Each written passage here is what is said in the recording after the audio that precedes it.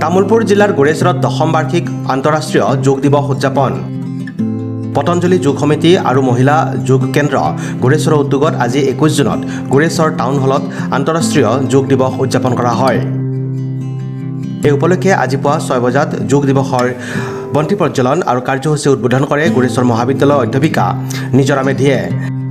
6:30 বজাৰ পৰা আন্তঃৰাষ্ট্ৰীয় যোগ দিৱসৰ সামূহিক প্ৰটকলৰ অনুশীলন কৰা হয়। এই কাৰ্যসূচী পৰিচালনা কৰে যোগ শিক্ষক হেমচন্দ্ৰ শৰ্মা আৰু উৎপল দৈমাৰীয়ে। আজিৰ অনুষ্ঠানত বিডিচিৰ MCLA পবিত্ৰ কুমাৰ বড়ো উপস্থিত থাকে। ইয়াৰ লগতে পতঞ্জলি যোগ সমিতিৰ বিষয়ববীয়া সদস্যাৰ লগতে কেইবাজনো বিশিষ্ট ব্যক্তি আজিৰ যোগ দিৱসৰ কাৰ্যসূচীত উপস্থিত থাকে। এইপিনে প্ৰায় শতাধিক পুৰুষ, মহিলা, শিশু আৰু যুৱক যুৱতীয়ে যোগ দিৱস উপলক্ষে যোগাভ্যাস আৰু প্ৰাণায়াম কৰে। আজি আন্তঃৰাষ্ট্ৰীয় যোগা দিৱস আৰু এই আন্তঃৰাষ্ট্ৰীয় যোগা দিৱস আমি গোৰেশ্বৰ আঞ্চলিক পতঞ্জলি যোগ কমিটি বুলি যিটো আমাৰ কমিটি, এই কমিটিয়ে প্ৰথমৰ পৰাই অৰ্থাৎ 2015 চনৰ পৰাই যেতিয়াৰ পৰা আন্তঃৰাষ্ট্ৰীয় পৰ্যায়ত এই যোগাটো এটা ডে হিচাপে পালন কৰাইছে, এই বছৰৰ পৰাই আমিও কণ্টিনিউ পালন কৰি আহি আছোঁ। আৰু এইবাৰ আমি আশা কৰিছিলোঁ বহুত ভালকৈ পালন কৰিম বুলি, কিন্তু আমাৰ অলপ বতৰৰ যিটো মানে অসুবিধা কৰিলে বতৰে, সেইকাৰণে আমি বহুত বেছি মানে ডাঙৰকৈ আয়োজন কৰিব নোৱাৰিলোঁ। তথাপিও আমি এটা এই স্থানতে স্থায়ী এটা ঘৰতে আমি পালনটো কৰিবলৈ মানে ল'লোঁ এইবাৰ। আৰু ভাল লাগিল আজি সকলোৱে বতৰ বেয়া হ'লেও আহি আমাক মানে ইয়াত যোগদান কৰিলে। আৰু আমাৰ যিকেইজন অতিথি আছে, নিমন্ত্ৰণ মানে যিসকলক আমি জনাইছিলোঁ, তেখেত মানে পবিত্ৰ বড়ো MCLA ডাঙৰীয়া তেখেতো আহি মানে উপস্থিত হ'ল। আৰু আমাৰ বন্তি প্ৰজ্বলক অতিথি আছে, তেখেত সকলোৱে আহিছে, ভাল লাগিছে সেইকাৰণে। আৰু মই এইটোকে ক'ব বিচাৰিছোঁ, এইবাৰৰ যিটো মানে আন্তঃৰাষ্ট্ৰীয় যোগ দিৱসৰ যিটো মেছেজ, সেইটো হৈছে কি yoga for self and yoga for society. মানে আমি নিজৰ কাৰণেও কৰক আৰু ছ'চাইটিৰ কাৰণেও কৰক। আৰু আমি সকলোৱে জানো যোগ অভ্যাস কৰিলে মানুহ ৰোগ ব্যাধিৰ পৰা আমি মুক্ত মানে হৈ থাকিব পাৰোঁ, মুক্ত হ'ব পাৰোঁ। আৰু মানে এটা কথা কি, আমি মানুহবিলাকে ভাবি থাকে যে বেমাৰ হ'লেহে যোগ অভ্যাস কৰিম বা বেমাৰ হোৱাৰ পিছত ইয়াৰ পৰিত্ৰাণবিলাক বিচৰা হয়, কিন্তু সেইটো নহয় আচলতে। মানে ইংৰাজীত এটা কথা আছে, প্ৰিভেনশ্যন ইজ বেটাৰ দেন কিয়ৰ। সেইকাৰণে আমি সদায় যদি অভ্যাস এটা মানে কৰি লয়, সময়টো হৈ যায়, সময়টো আচলতে যদি চেষ্টা কৰে সময়টো উলিয়াব পাৰে। আমি যদি সদায় ৰাতিপুৱা যদি 5টা বজাত মানে উঠোৱা যদি আমাৰ অভ্যাস আছে, তেতিয়া আমি 1 ঘণ্টা আমি আগত উঠিবলৈ যত্ন কৰিব লাগিব। যিসকলে 6 বজাত উঠে তেওঁলোকে 5 বজাত উঠাৰ মানে অভ্যাস কৰিব লাগিব। আমি যদি ৰাতিপুৱাৰ সময়খিনি অকণমান বচাই পেলাই তেনেকৈ যদি অভ্যাসটো যদি আমি অলপ চেষ্টা কৰোঁ, তেতিয়াহ'লে যোগ অভ্যাস কৰাটো বৰ বেছি ডাঙৰ মানে কাৰণ নহয় বুলি মই ভাবোঁ। সেইটো কৰিব লাগে। আৰু মই সকলোকে আহ্বান জনাইছোঁ, এতিয়া মানুহবিলাকৰ যিটো ৰোগ ব্যাধি, সেইটো মানে বহুত মানে ভয়ানক।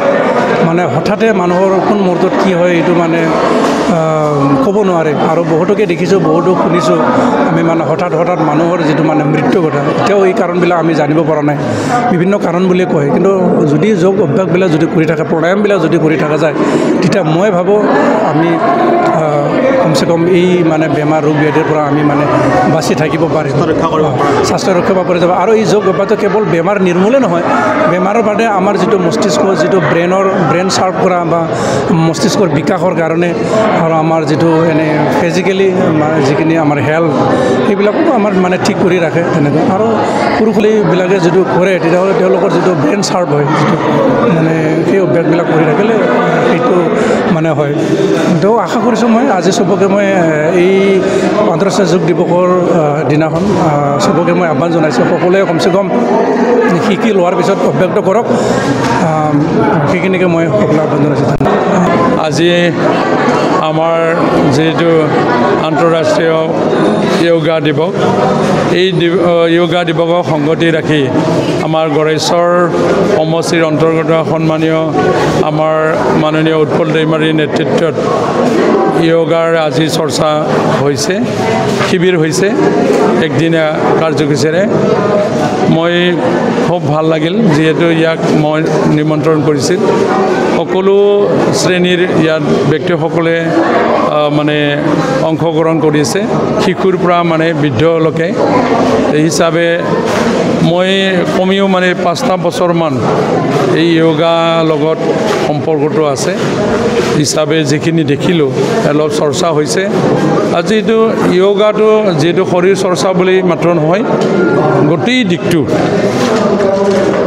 জ্ঞানৰ পৰা মানে স্বাস্থ্যৰ পৰা সবলীকৰণৰ পৰা গোটেই দিশটো মানে সংস্থাপনৰ এটা দিশ বুলি ওলাই ল'ব পাৰোঁ আৰু এই মানে য়োগাৰ দ্বাৰা বিশ্বজুৰিত নিজৰ চিনাকিৰ ইষ্টাব্লিছ জীৱনটো মানে ইষ্টাব্লিছ কৰাৰ এটা দিশ বুলি আমি ক'ব পাৰোঁ যিহেতু এইটো এটা শৈক্ষিক দিশৰ লাইনত আছে বৰ্তমান যেনেকৈ শিক্ষা অবিহনে আমি চলিব নোৱাৰোঁ পৃথিৱীখনত যিমান মানে ভাইৰাছ বুলি কৈছে বা আমাৰ বেক্টেৰিয়া বুলি কৈছে বা যিকোনো বেমাৰ যিটো কৈছে এই বেমাৰক নিৰ্মূল কৰাৰ ক্ষেত্ৰত য়োগাও মানে কম নহয় এইটো কাৰণে মই শ্ৰদ্ধা কৰোঁ ভক্তি কৰোঁ আৰু মই নিজে শৰীৰ চৰ্চাৰ ক্ষেত্ৰত শিশুকালৰ বুলি নহয় ক্লাছ 7লৈকে বা 8লৈকে মই যথেষ্ট মানে এক্সাৰচাইজটো কৰিব পৰা আছিল পিছে যেতিয়া মই মানে 9-10ৰ পৰা অলপ মানে মোৰ